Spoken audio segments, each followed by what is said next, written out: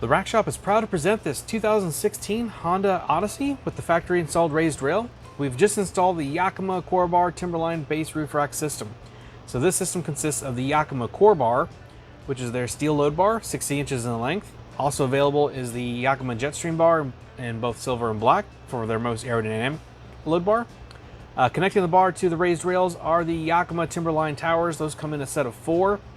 Locks are available separately if you want to add security to this, but has a great hold to the vehicle with its rubberized stainless steel band, 165-pound weight carrying capacity, and crossbar spacing of up to 46 inches center to center. So this is just a quick walk around on this particular vehicle. For complete year range, details, pricing, and availability, click the link in the description below, and that'll take you back to our website. So that's it for this vehicle, but like always, thanks for watching.